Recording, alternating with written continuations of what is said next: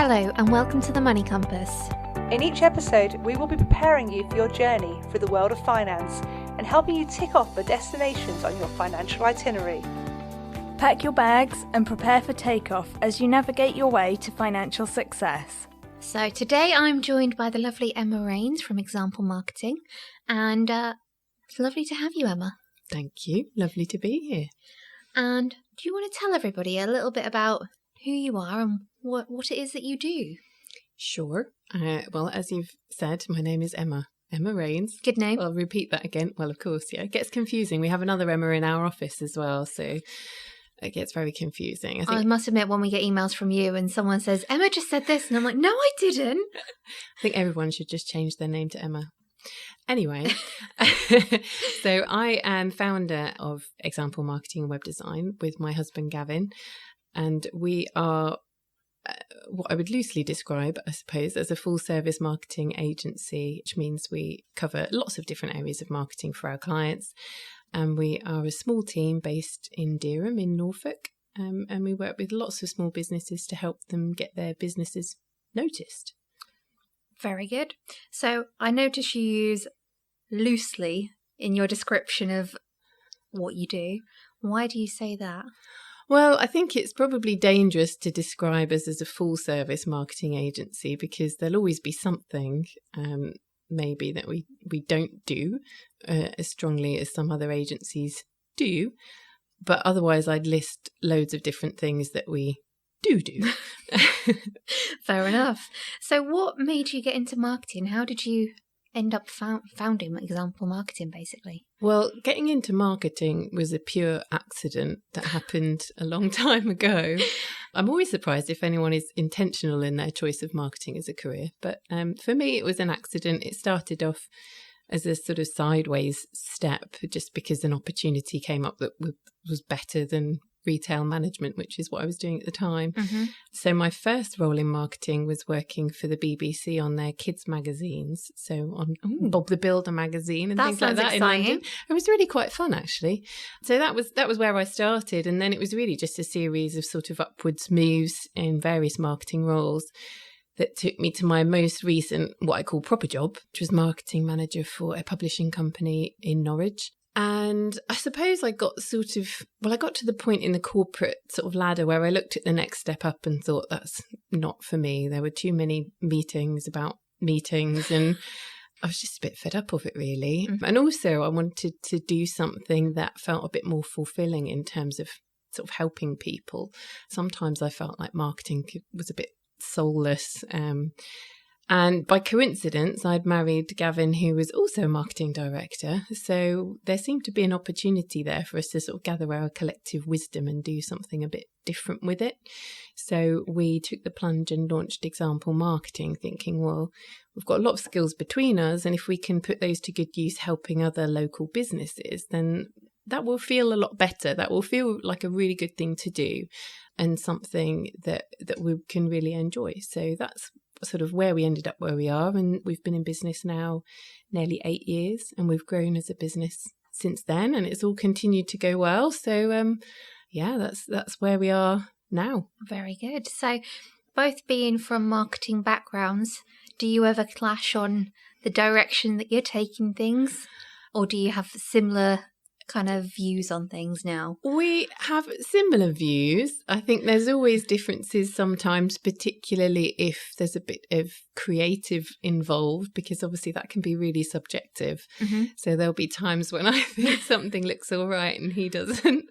But that's good. That it's good to have those sort of differences of opinions as well, because that's the same with any audience that you're putting some marketing in front of. Not everyone is going to have the same opinion. So it's quite good to thrash those things out sometimes and try and figure out why one is maybe objectively better than the other for what you're trying to achieve.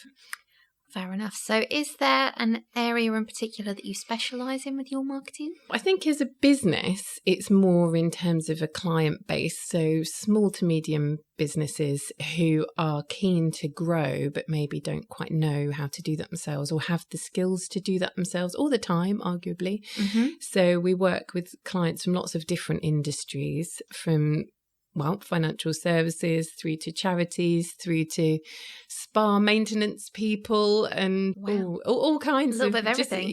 Lots of different things.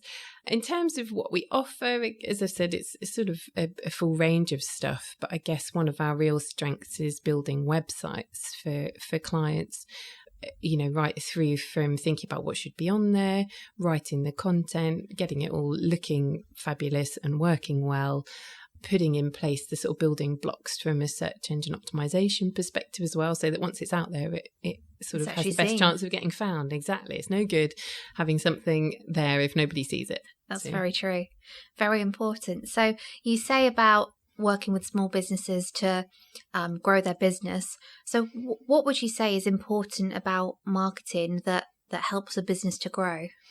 Well, like we've just said, it's the same sort of principle, really. It's no good having a business if nobody knows you exist, because you're never going to get any customers. And marketing is such a broad term. I mean, that does cover things like word of mouth marketing, where somebody just goes and tells their mate that they've had a really good experience, which is not something we can really make happen. That's going to partly be down to obviously the service that a business provides.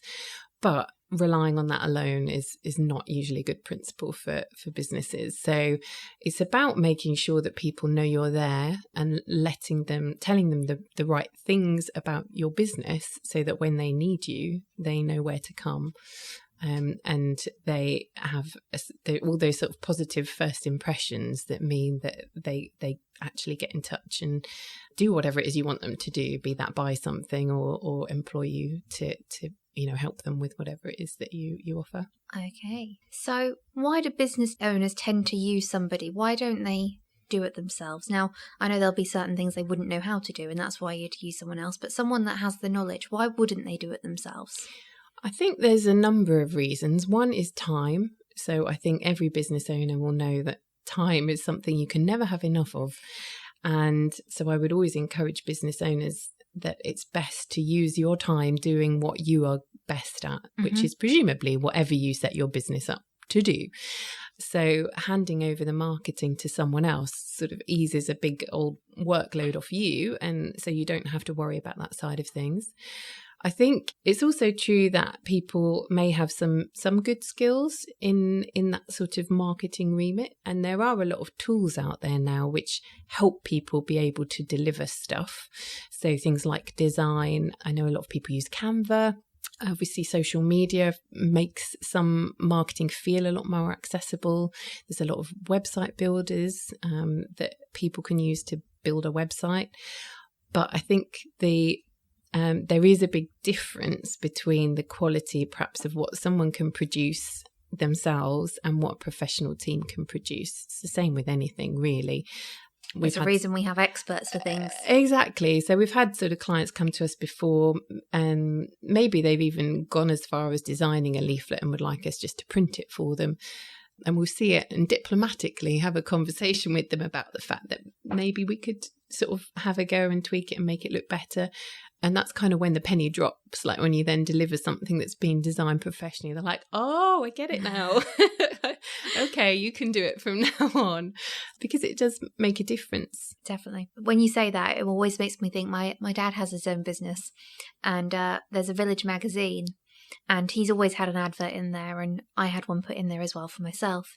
And then I look at the two side by side and I think, yeah, you can tell he did that himself. And he came in the other day and said, I've run out of business cards. It's my last one. And I looked at it and I was like, looks like you've just printed that out on Word and cut them up a little bit. And I think you can have something much better than that. So even he's actually come around to the idea of, I need something that looks a bit more professional now. Yeah. And it's not only what something looks like. I think getting the right message across is really key. And one thing that a lot of business owners are guilty of is trying to say what they think they want to say, rather than coming at it from the other direction, which is, what does a customer want to hear that's actually going to make them choose me over somebody else? And that is a really key part of what we do, is trying to sort of climb into the shoes of whoever your customer is and sort of unpicking all the things that you've got to offer and figuring out what is going to be what is it they want to hear that's really going to make them kind of buy into you as a business. Yeah, exactly.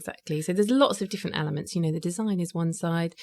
The messaging is equally as important, if not more so. And I suppose even when it comes down to actually printing them out, the quality, how they feel, the texture of them, and all those things kind of add to the senses of someone that's receiving that and how they're going to respond to what they've been given. Yeah, exactly. It all helps build your brand. So, it does depend what your business is and what your sort of key selling points are and what you want to get across. And actually, fairly naff business card for some businesses, maybe that's all they need. But I think for a lot of businesses, particularly those that maybe are targeting higher end customers and really want to get across quality, then something as simple as the card that you get your business card printed on, it might sound silly, but it does affect how someone perceives you. Mm-hmm.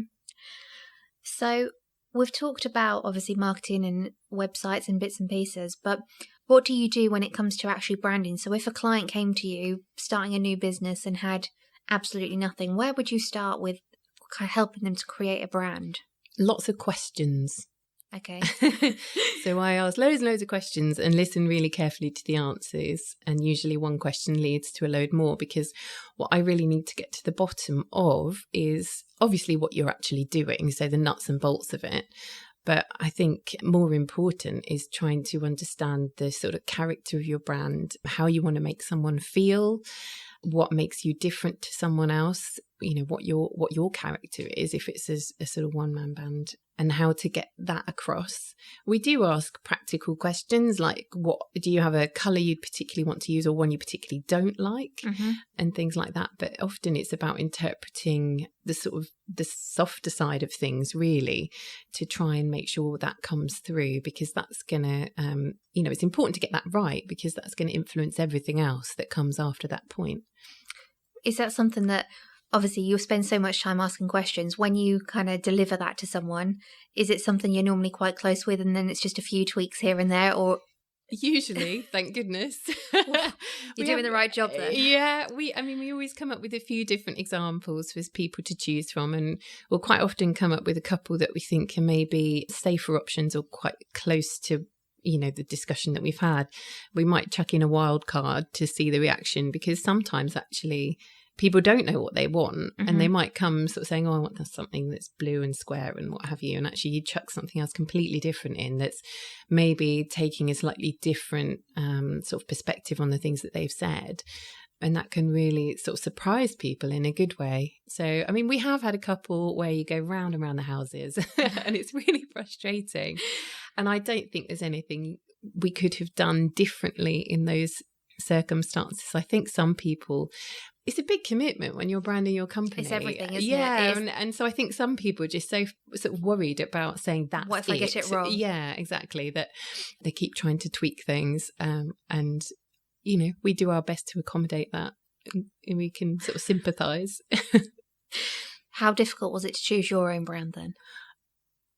Hard. We've rebranded once completely since we began, and I think that is something important that businesses shouldn't be afraid of doing. If you've started in one place and think, do you know what, that doesn't fit me anymore, then start again, reinvent yourself. We did that. We had a sort of much more corporate logo, and we wanted something that's much more fun and approachable, because we felt that was much more us and represents who you are. Yeah, exactly. So we did we went through quite a process there, and we threw a lot of the rules out. That was the thing. So then when it comes to using our logo, sometimes we're like, oh man, we've made our life really hard for ourselves here. But we were aware of that at the time. So yeah, it was hard though.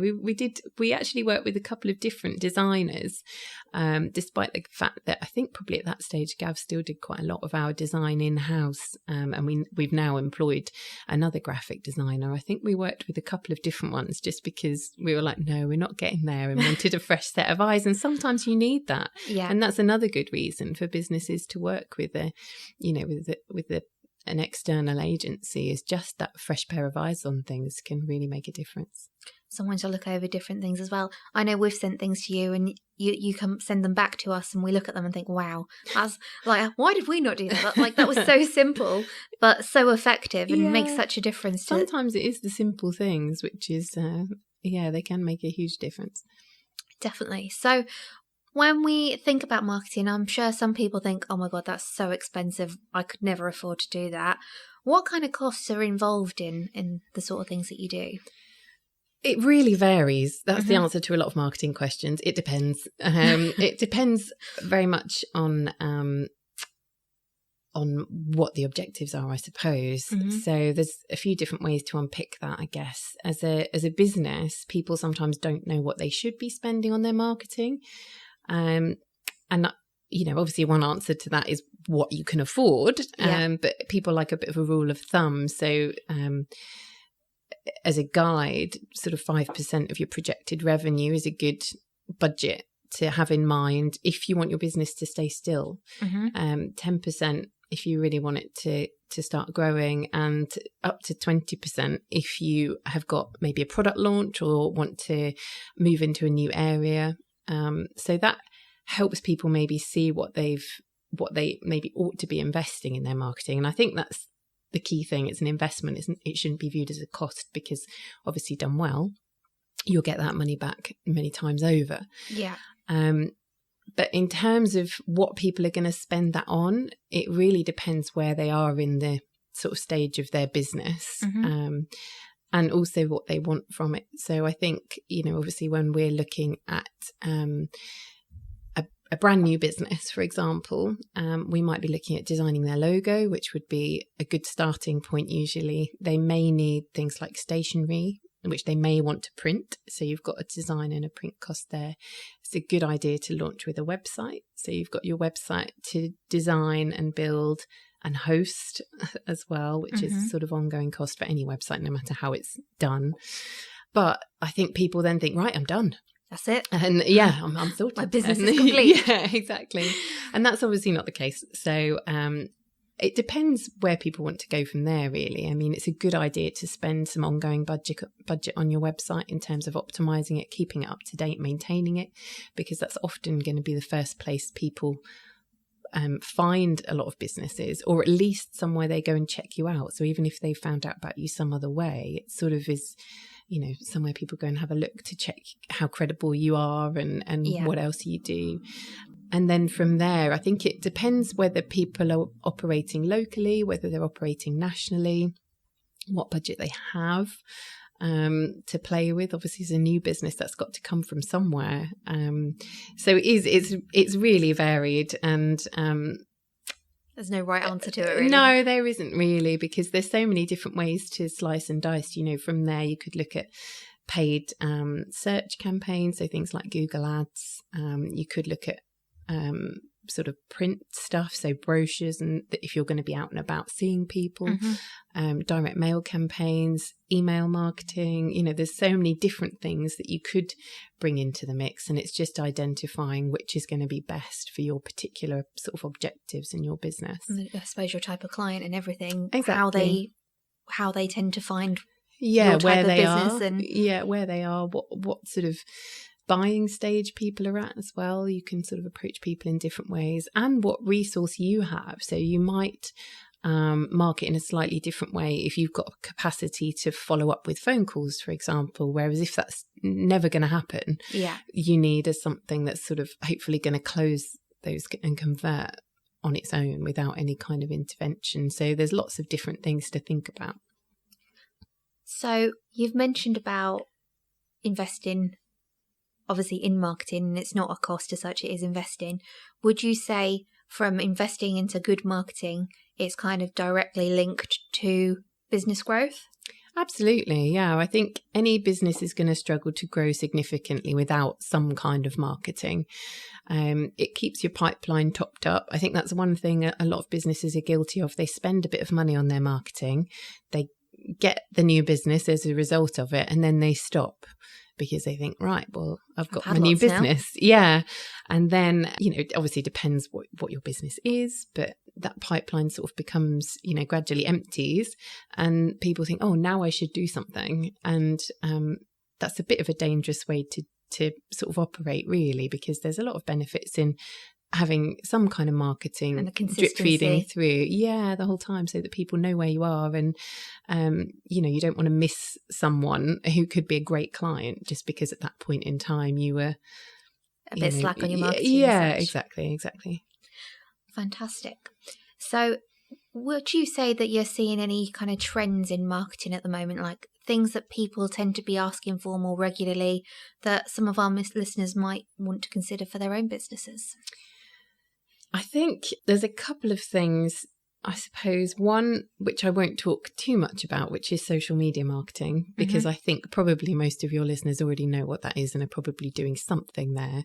Although I would say that sometimes businesses fall into the trap of thinking they have to be on social media and they have to spend a lot of time on it.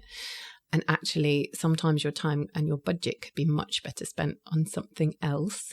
So that's just a sort of little word of warning about social media marketing. And also related to that, people doing paid social media campaigns without any experience or any knowledge, because you can very easily just throw a load of money away. So that's another area where I would say I've heard horror stories about that, of how much people have paid and not received anything off the back of it. It can be a bit of a dangerous one. But I think the other thing which maybe people are less aware of, but is becoming more important, is more around the branding and messaging side of things, in relation to this kind of sustainability piece, or the kindness economy is another sort of phrase that's used. But it's sort of all around the fact that I think in the past people would maybe buy more based on price or on quality. And now people are becoming much more interested in some of the other things around a business. So it's this sort of triumvirate of people, profit, planet, and businesses that are proving that they are giving more consideration to people and planet over profit. That tends to be, I think that's going to become increasingly important. People are more concerned about who they're buying from and maybe the broader implications of that. So getting those messages across within your marketing and letting people know some of the good stuff that you're doing is really important. But I think it has to be done in such a sort of careful way, so it doesn't just sound like greenwashing. So it's a subtle kind of or, indication that this is what we do, but yeah, exactly. And making sure that sort of runs through everything that you do, and it's not just a sort of stuck on the end type thing. So I think in terms of sort of where marketing is going, I think that the messaging around that kind of stuff is going to become even more important. Okay, that sounds really interesting. Something I'm really into, I have to say. You do like planting a few trees. We do at plant example, a few don't trees. you? Yeah, we do. Exciting times. So have you had a favourite project or kind of marketing piece that you've worked on yourself? I think there's one I can't talk about yet. Top secret. Yeah. We've been working on a new website, and it's been probably our biggest project to date. And it's something that, again, I feel quite sort of personally passionate about. Lovely team of people, and just to see sort of point A where their existing website is, and point B, what's coming over the hill, is really exciting. I can't wait to get that out into the real world. But I really like working with new companies, because there's so much that we can do to help get them off the ground. It's difficult because we kind of need to work with a new company that has a bit of budget behind them, which not all do. But that's just being realistic. If they're going to pay for our help, they need to have something sort of to get them started. But I love the fact that you're sort of looking at the whole package and helping them build things from the ground up, so that they've got the best chance of that business succeeding from the off, because they've got all the right things in place to sort of get out there and start shouting about stuff. So I do really like those kind of projects. I suppose it's kind of similar to us, where you start at the very beginning with someone, you kind of hold their hand all the way through it, and then you kind of see them spread their wings and fly and see how successful they are. And it's just a proud moment of, we helped you to do that. Yeah.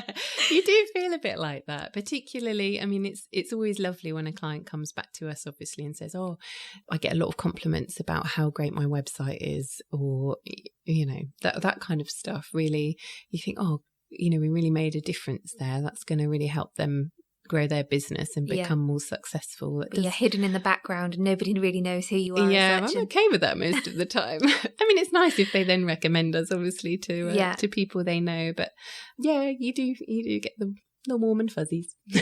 Very nice. So if our listeners wanted to get in touch with you to find out about marketing for their own business and how they could grow their own business, how's the best way for them to get in contact with you, Emma? The easiest way would be to go to our website, which is just examplemarketing.co.uk. Then you can find out a bit more about what we do there. Obviously, there's phone numbers, there's email addresses on there. And you can see a good example of a website that you've designed. Well, quite, yes. So that's great. We are on social media, but we're a terrible example of social media marketing because we're too busy looking after other people. But you can find us on Instagram. We are example marketing on there as well. Fantastic. So just before I let you go, there's one more question that I haven't prepped you with. So hopefully this doesn't come as too much of a surprise.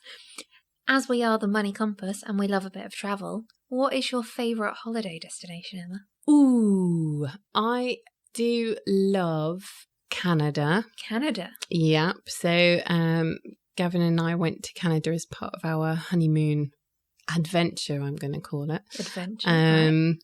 And totally love it. We're really outdoor type people and love hiking and that kind of thing. So we got a camper van and did a bit of a tour around the Rockies, which was wonderful. Yeah. So I would say that's probably one of the favourite places that I've been, although we do love a UK break. Where's a favourite UK break then? Well, I love Cornwall. Mm-hmm. I haven't been down there for a little while, but I'm desperate to take my son down there to, splash around on the beaches and everything.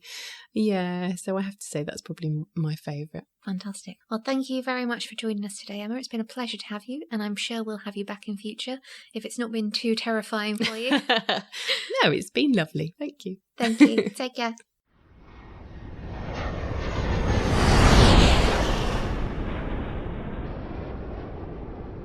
And with that, we've completed today's episode. We hope you have enjoyed following along with us today and taking another step closer to a financially secure future. If you've enjoyed today's podcast, you can head over to themoneycompass.co.uk where you can find out more information, hints and tips from today's episode. If you'd like to get more involved, share your own experiences and learn from a friendly community on a similar journey to you, why not join us in our Facebook group, The Money Compass, where we will support you in navigating your way to financial success. Thank you for listening and see you next time.